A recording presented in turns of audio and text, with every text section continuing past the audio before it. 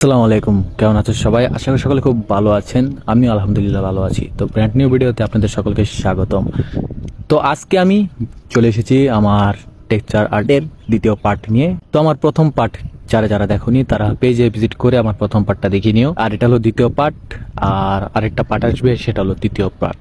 আর বেশি কথা না বলে চলো তোমাদের সাথে শেয়ার করব। সো আমি এখানে বালুর কালারের অনুযায়ী, মানে বিচের বালুর কালারটা যেরকম হয় সেরকম একটা কালার চয়েস করে আমি সেটার সাথে কিছু এক্সট্রা ভালো মিক্সড করছি। পেন্টিং গুলো এরকম করার চেষ্টা করছি বা এরকম 3D করার চেষ্টা করছি। আসলে আমি যখন এটা বানাই বা যখন আমি ফাইনালি মানে কমপ্লিট করি সব, পরবর্তী সকালে যখন এটাকে দৌড়ি বা একটা টাচ করি, মানে কেমন যে ফিল হচ্ছিল, মনে হচ্ছিল যে আমি আসলে একটা সি বিচের মধ্যে চলে এসেছি। আমি জানি না তোমাদের কার কাছে কেমন লাগবে, তবে তোমরা কেউ যদি বা তোমাদের কারো যদি ভালো লেগে থাকে এই সি বিচটা বা টেক্সচার আর্টটা, তোমরা আমার কাছ থেকে পারচেস করতে পারো এবং আমাকে ইনবক্স করতে পারো। আর আমার মনে হয় আমার কাছে যতটা ভালো লেগেছে, আশা করি তোমাদের কাছেও ঠিক ততটাই ভালো লাগবে। তোমরা জাস্ট লাস্ট অব্দি দেখো ভিডিওটা, তাহলে বুঝতে পারবে। আমি প্রফেশনালি কোনো আর্টিস্ট না, বাট এটা একটা শখের বসে আর কি করা।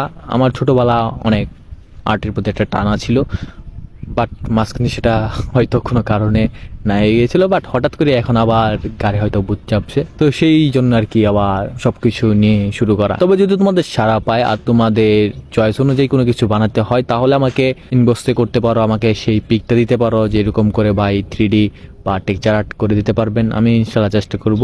আর যদি এমন পর্যায়ে চলে যাই যে এটার জন্য আমার কোর্স করা প্রয়োজন, তখন আমি ইনশাল্লাহ চারুকলা থেকে কোর্স করব, সমস্যা নেই। আজকের পার্টটা এইটুকুই রাখা যাক, কারণ বেশি বড় করলে ভিডিওটা আবার বোরিং লাগবে। তাই আজকে এইটুকুই, দেখা হবে নেক্সট পার্টে। সেই সাথে সবাই ভালো থেকো, সুস্থ থেকো, আল্লাহ হাফেজ। আর নেক্সট পার্টটা দেখতে হলে তোমাদের অবশ্যই পেজটিতে ফলো দিয়ে রাখতে হবে, যাতে আমার ভিডিওটা তোমরা দেখতে পারো। তাই পেজটিতে ফলো দিয়ে রাখো এবং পেজটিতে চোখ রাখো। ধন্যবাদ।